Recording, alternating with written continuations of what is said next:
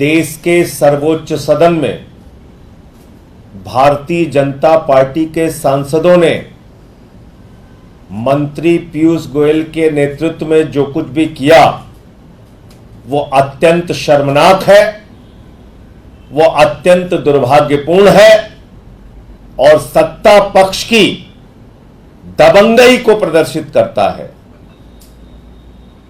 वो दबंगई क्यों की गई, वो बदसलूकी क्यों की गई, यह बिंदुवार मैं आपको बताना चाहता हूं। समाजवादी पार्टी के सांसद जावेद अली खान एक बिल लेकर आते हैं कि ओबीसी का आरक्षण उनकी जनसंख्या के अनुपात में दिया जाए। यह उनका बिल है, प्राइवेट मेंबर बिल, जिसमें वो मांग कर रहे हैं कि पिछड़े वर्ग की जितनी संख्या है उसके हिसाब से उनको ओबीसी का आरक्षण दिया जाए। इस बिल के आते ही भारतीय जनता पार्टी आग बबूला हो जाती है, भारतीय जनता पार्टी का खून खौलने लगता है। उनको लगता है अरे इस देश के सदन में कैसे ओबीसी के आरक्षण उनकी संख्या के आधार पर दिए जाने पर चर्चा हो सकती है। और इस बौखलाहट में वो क्या करते हैं मैं आपको दिखाना चाहता हूं। कल जो बदसलूकी, जिस तरह की दादागिरी भारतीय जनता पार्टी के सांसदों ने मंत्री पीयूष गोयल के नेतृत्व में किया, कांग्रेस पार्टी के सांसद नीरज डांगी जब बोल रहे थे उस वक्त जो कुछ भी किया, दलित समाज से आने वाले नीरज डांगी के साथ जो किया, मैं समझता हूं वो बीजेपी के पिछड़ा, दलित और आदिवासी विरोधी चेहरे को पूरे देश के सामने उजागर करता है। मैं पूछना और कल अगर सभापति महोदय नहीं होते, अगर चेयरमैन साहब हस्तक्षेप नहीं करते, तो इतना उत्तेजित हो चुके थे बीजेपी वाले और खुद मंत्री पीयूष गोयल कि शायद वो मारपीट भी करते सदन के अंदर। ये तो बीच में चेयरमैन महोदय ने हस्तक्षेप किया, तब जाकर स्थिति किसी तरह से नियंत्रित हो पाई। आप पिछड़ों से इतनी नफरत क्यों करते हैं? मैं भारत के प्रधानमंत्री से पूछना चाहता हूं, बीजेपी के अध्यक्ष जेपी नड्डा जी से पूछना चाहता हूं, मैं मोदी जी से पूछना चाहता हूं, जातीय जनगणना क्यों नहीं होनी चाहिए? जितनी जनसंख्या पिछड़े वर्ग के लोगों की है उस अनुपात में उनको आरक्षण क्यों नहीं मिलना चाहिए? और इस पे अगर चर्चा और बहस हो रही है तो आपके सांसद लोगों के साथ बदसलूकी करेंगे, बदतमीजी करेंगे, उनको बोलने नहीं देंगे।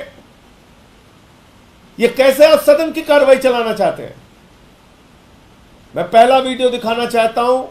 कांग्रेस पार्टी के सांसद नीरज डांगी जब ये ओबीसी बिल पे बोल रहे थे तो उनके साथ बीजेपी के लोगों ने क्या किया, ये आप देखिए ध्यान से।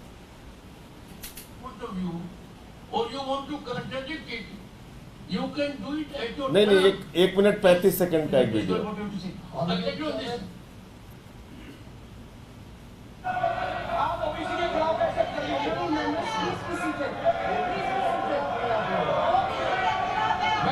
ये देखिए पूरी बीजेपी खड़ी है।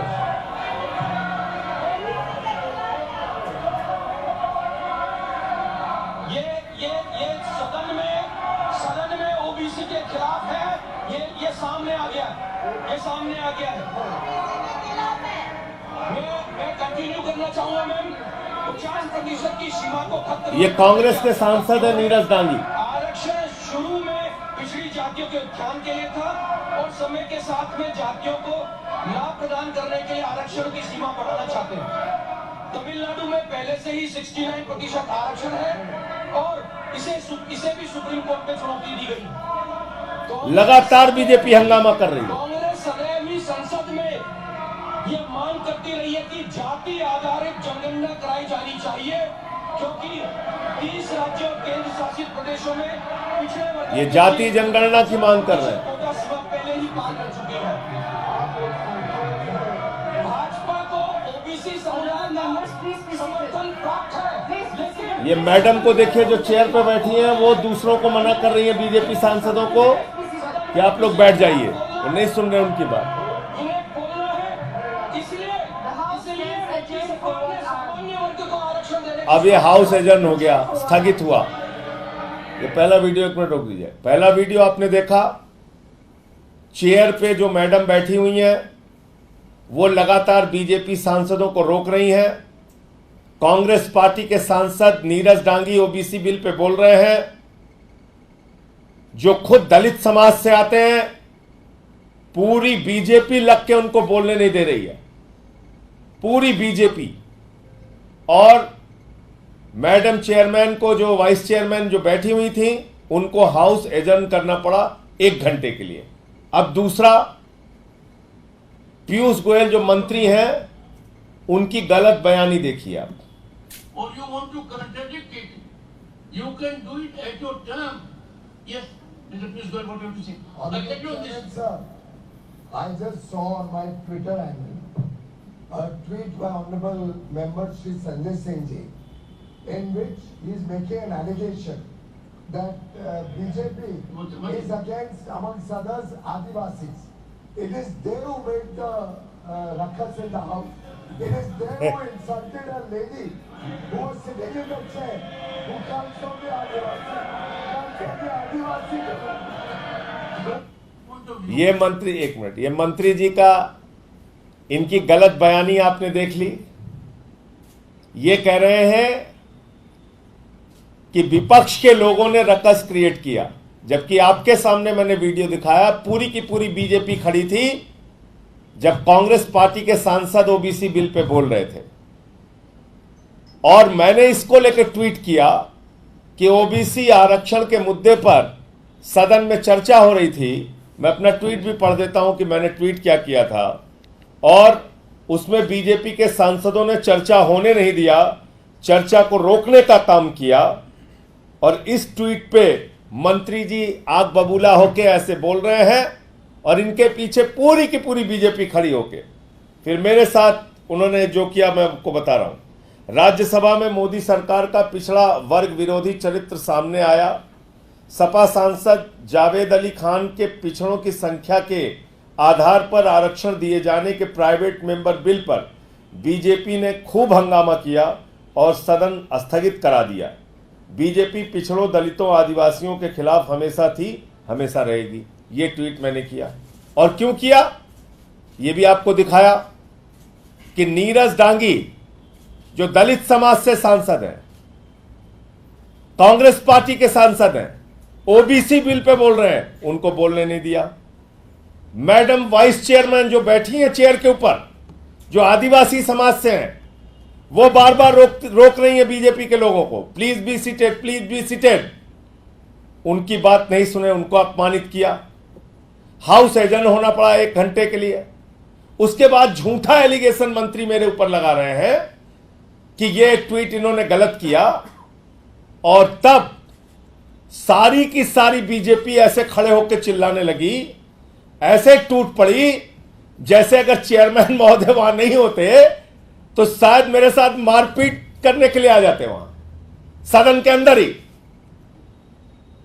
इनके एक सांसद पीछे से कई सांसदों चीखने चिल्लाने लगे, फिर एक सांसद कह रहे हैं इनको जेल भेजना है, जेल भेजना है। तो मैं भाजपाइयों से कहना चाहता हूं, ये जेल, लाठी, मुकदमा, ये डर किसी और को दिखाना और अपने आकाओं को भी बता देना, कोई हम लोग जेल, लाठी, मुकदमा से डरने वाले नहीं हैं। पिछड़ों के हक की जहां बात होगी, दलितों के हक की बात जहां होगी, आदिवासियों के हक की जहां बात होगी, अल्पसंख्यकों के हक की जहां बात होगी, वंचितों के हक की जहां बात होगी, वहां बोलेंगे। एक नहीं 1000 बार बोलेंगे। यह आम आदमी पार्टी बनी है समाज के कमजोर वर्गों के लिए आवाज उठाने के लिए। आप हमारा गला दबाने की कोशिश करेंगे, वहां पे हमको बोलने नहीं देंगे। तो फिर मैंने अंत में जो बोला है वो मैं आपको दिखा रहा हूं। so that we proceed with the. धन्यवाद मान्यवर। मान्यवर, इस सदन की कार्रवाई के बारे में सत्ता पक्ष के लोग, विपक्ष के लोग ट्वीट करते हैं। अब देख लीजिए सर, आपने अलाउ किया है, वो बोल रहे थे, मैं चुपचाप सुना सर। ट्वीट करते हैं। Please, हमारे एक साथी if ने anyone interrupts,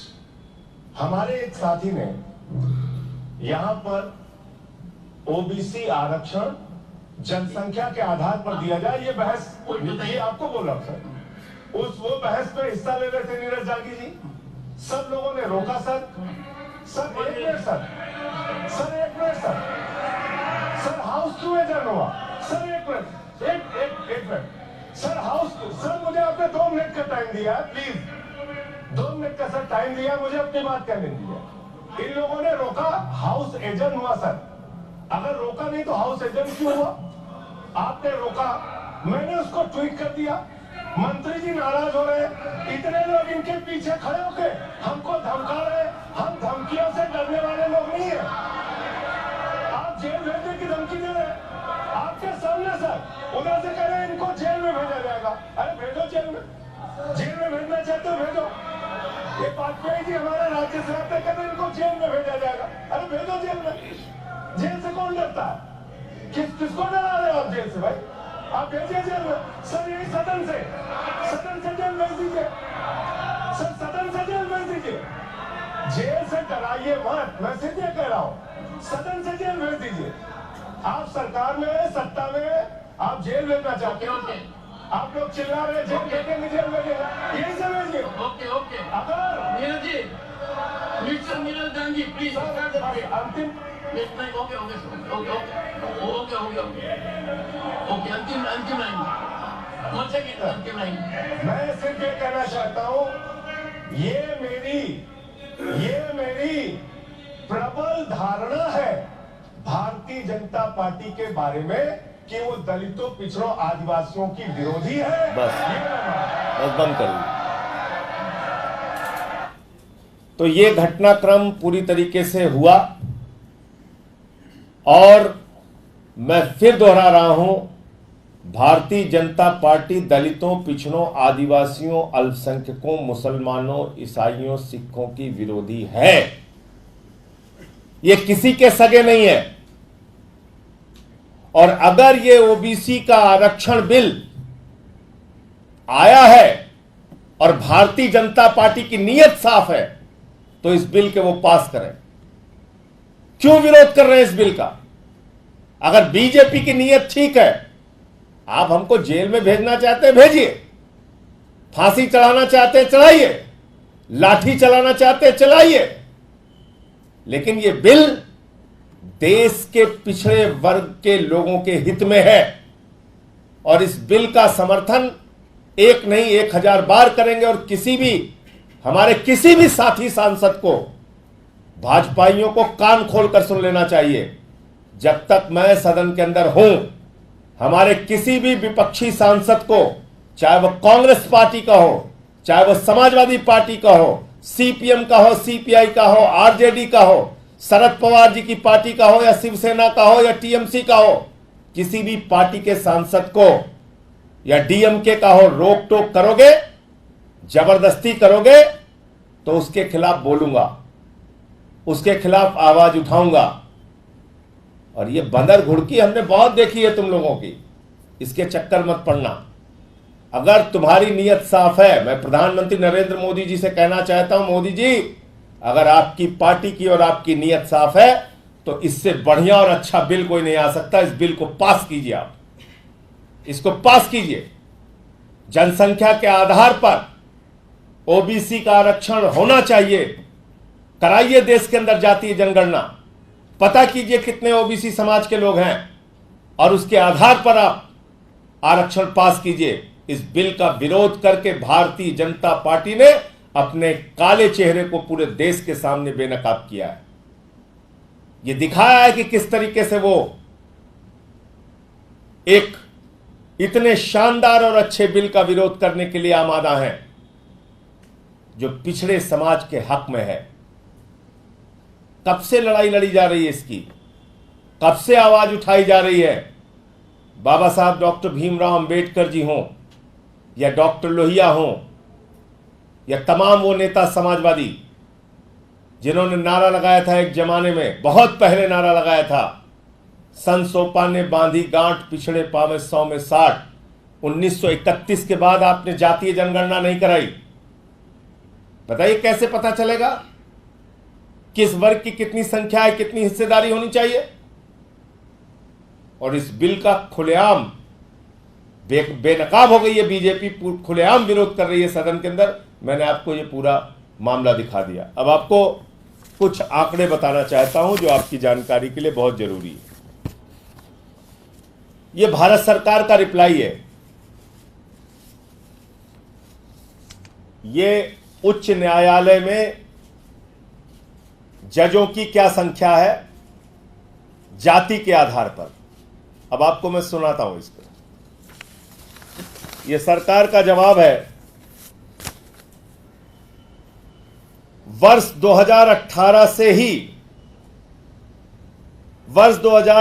से नियुक्त उच्च न्यायालय के 661 न्यायाधीशों में 21 अनुसूचित जाति, 12 अनुसूचित जनजाति, 78 पिछड़ा वर्ग, और इसमें इन्होंने गलत लिखा है, संख्या होगी 550 सामान्य वर्ग।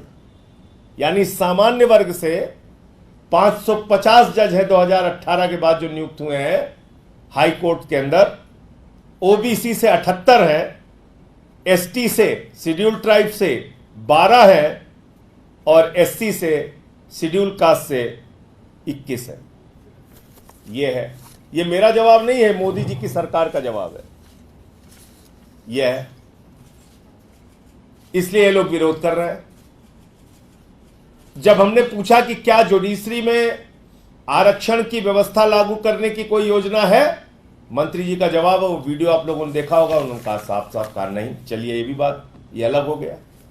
अब आते हैं दिल्ली विश्वविद्यालय और देश भर के विश्वविद्यालयों के बारे में। अब देश भर के विश्वविद्यालयों की जो हकीकत है, क्यों ये लोग ओबीसी आरक्षण का विरोध कर रहे हैं, ये समझिएगा आप लोग। जो देश भर में केंद्रीय विश्वविद्यालय में 2020 तक का आंकड़ा है, उसके बाद और स्थितियां बदली होंगी। एससी कैटेगरी में प्रोफेसर स्वीकृत पद, एससी कैटेगरी में प्रोफेसर स्वीकृत पद 297।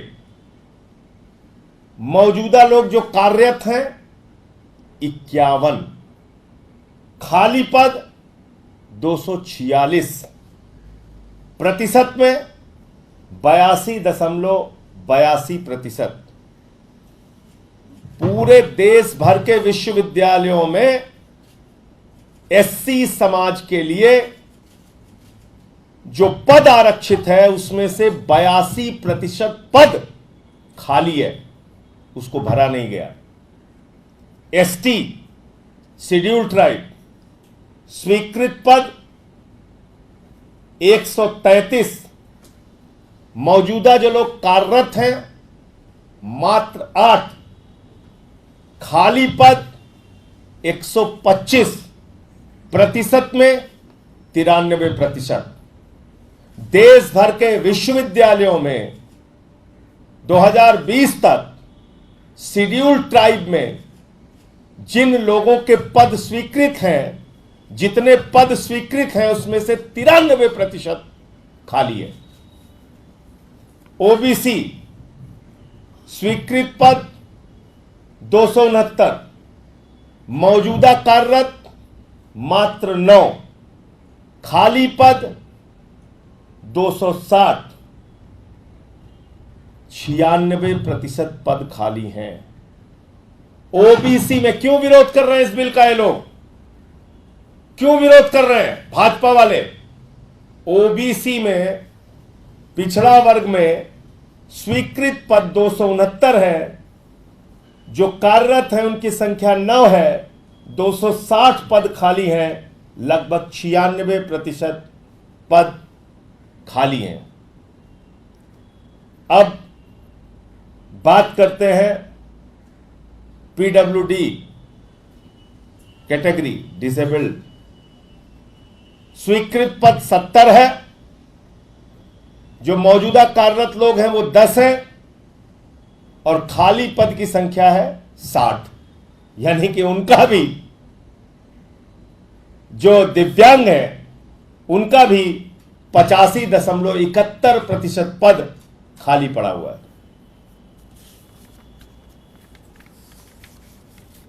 ये हो गया। अब असिस्टेंट प्रोफेसर और एसोसिएट प्रोफेसर का 2 आंकड़ा और आपको बताऊंगा।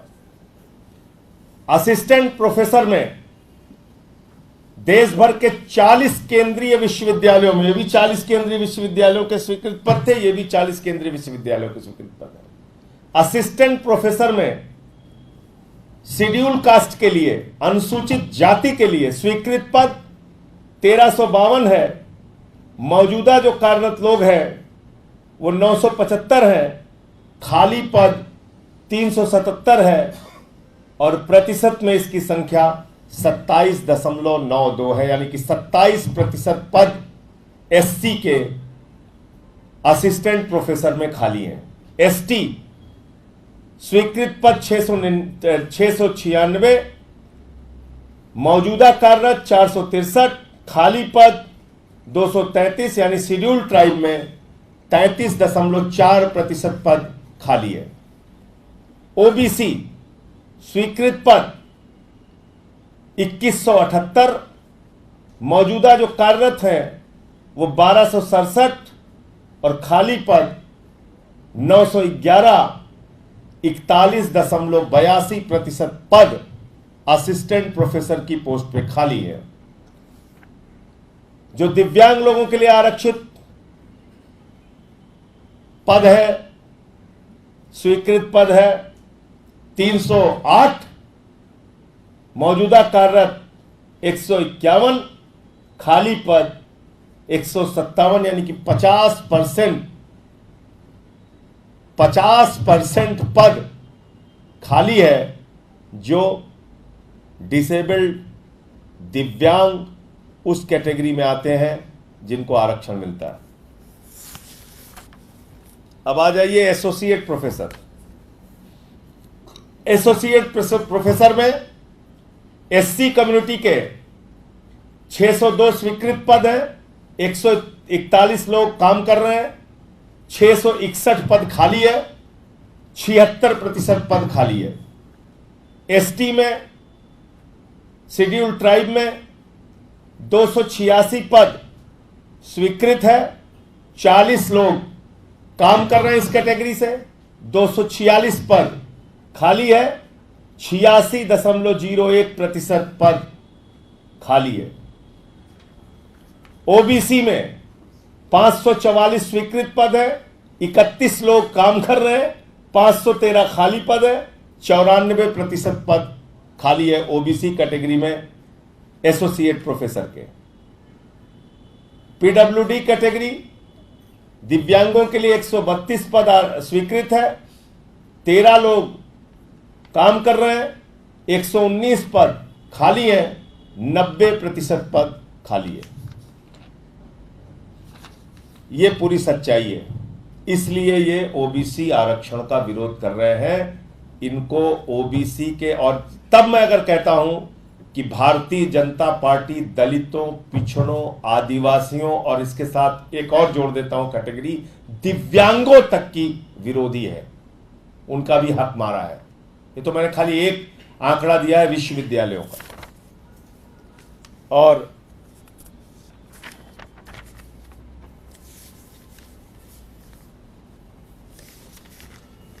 ये सारा कुछ डिटेल आरटीआई के जरिए जो मिला है वो है सामने, वो भी आपको उपलब्ध करा दिया जाएगा। तो मेरा सिर्फ ये कहना है, भारतीय जनता पार्टी कल पूरे देश के सामने बेनकाब हुई। उन्होंने सदन में इस ओबीसी बिल को जो संख्या के आधार पर आरक्षण दिए जाने की मांग करता है, जातीय जनगणना कराकर आरक्षण दिए जाने की मांग करता है, उस बिल का विरोध करके पूरे देश के सामने बीजेपी बेनकाब हुई है।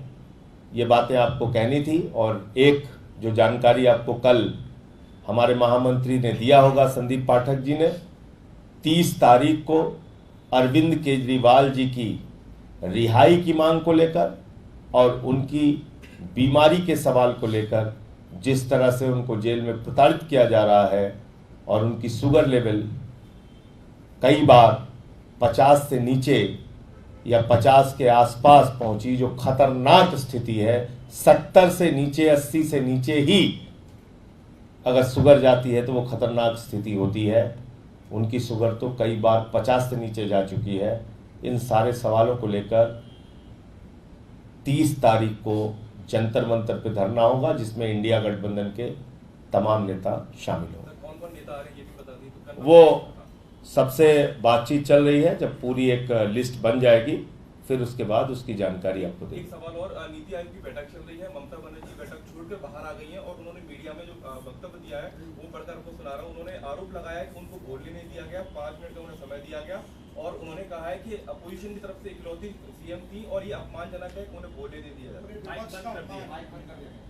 नहीं, ये पूरे विपक्ष का अपमान तो करने पे आमादा है ही।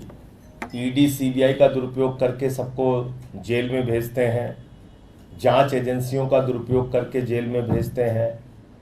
तो ममता जी का जो बयान है वो 100% अपनी जगह सही है। और इसीलिए कल भी जब आप लोग पूछ रहे थे तो मैंने आपको ये बात कही थी कि जब संसद में विरोध हुआ कि राज्यों के साथ भेदभाव किया गया है बजट में, कई राज्यों का नाम तक नहीं लिया गया, कोई धन आवंटित नहीं किया गया जिस हिसाब से उनको जरूरत थी, तो ये भेदभाव के खिलाफ जो प्रदर्शन हुआ था उसमें टीएमसी भी शामिल हुई थी। तो ऐसी स्थिति में अगर आज वो गई हैं तो इसके पीछे सच्चाई जानने का उनका मकसद हो सकता है। वो गई, सच्चाई से रूबरू हुई और उन्होंने आके जो वक्तव्य आपके सामने दिया है वो सच्चाई है। संजय जी, हरिद्वार का मामला आया, हालांकि बाद में वो चदरें हटा दी गई। कुछ माइनॉरिटी के जो रिलीजियस जगह हैं वहाँ पर सफ़ेद पर्दा लगा दिया गया कि स्मूथली और law and order situation disturb ना हो, उसके कारण बाद में हालांकि पुलिस ने हटा दी थी बाय मिस्टेक। देखिए, मुझे समझ में नहीं आता कि बीजेपी के मन में क्यों ये धारणा है कि हिंदू समाज के लोग दूसरे किसी वर्ग के, किसी धर्म के, चाहे वो मुसलमान हो, चाहे सिख हो, चाहे ईसाई हो, उनके धर्म स्थल को हम देख नहीं सकते या उनके सामने से हम गुजर नहीं सकते या उनके सामने से गुजरकर हम कोई अपना प्रयोजन नहीं कर सकते। ऐसा पता नहीं क्यों बीजेपी के लोग सोचते हैं, मुझे नहीं मालूम। मैं सिर्फ ये कहना चाहता हूं, अब तो सुप्रीम कोर्ट तक ने आपको फटकार लगा दिया, क्यों आप लोग ये करने पे आमादा है? क्यों रोज ऐसी चीजें करते हैं? इससे कोई फायदा नहीं है। हिंदुस्तान अलग अलग धर्मों, अलग अलग जातियों, अलग अलग वर्गों से बना हुआ देश है और यहाँ सबको आज़ादी है अपनी उपासना पद्धति के हिसाब से पूजा करने की, इबादत करने की, और उसमें कोई व्यवधान पैदा करना देश के ताने बाने को बिगाड़ने की कार्रवाई है। संजय जी, आप बार-बार सरकार के बोलते हैं, लेकिन लल्लन सिंह बोल रहे हैं ये फेविकोल का जोड़ है टीडीपी, जेडीयू और बीजेपी का, और ये टूटेगा नहीं। अब ये फेविकोल का जोड़ तो जब नीतीश जी इधर थे इंडिया गठबंधन के साथ तब भी था, तो कैसे टूट गया? कैसे टूट गया? तो ये जोड़ तोड़ चलता रहेगा। मैं तो सिर्फ इतना कहना चाहता हूँ, देखते रहिए। ये जो घोषणाएं बिहार के लिए भी हुई हैं, ये कितना जमीन पे उतर के आएंगी मुझे नहीं मालूम, क्योंकि 9 साल पहले ही 1,25,000 करोड़ रुपए घोषित कर चुके थे। तो कितना वो जमीन पे उतर आएगा नहीं पता। तो इसलिए ये फेविकोल का जोड़ जल्दी ही तोड़ मोड़ होगा, आप देखिएगा। योगी आदित्यनाथ ने कल समीक्षा बैठक की थी, दोनों डिप्टी सीएम मौजूद नहीं थे उत्तर प्रदेश में। आज देखिए, वो दोनों डिप्टी सीएम की कोई गलती नहीं है। कल से आप लोग बार बार पूछ रहे हैं, मैं बार बार इस बात को दोहरा रहा हूं, ये खेल प्रधानमंत्री नरेंद्र मोदी का है योगी सरकार के खिलाफ। आप लोग क्यों नहीं समझ रहे? ये कतई कोई ऐसी बात नहीं है कि जिसमें योगी आदित्यनाथ के खिलाफ वो दोनों उप मुख्यमंत्री हैं जिसका जिक्र आप कर रहे हैं। उनको जो निर्देश दिया जाता है ऊपर से, वो अपना खेल करते हैं। अखिलेश जी ने कहा था वाईफाई, और आपने देखा होगा केजरीवाल साहब पहले ही बोल के गए थे कि 2 महीने के अंदर योगी आदित्यनाथ जी को हटा दिया जाएगा मोदी सरकार के द्वारा। वही प्रयास शुरू हो गया।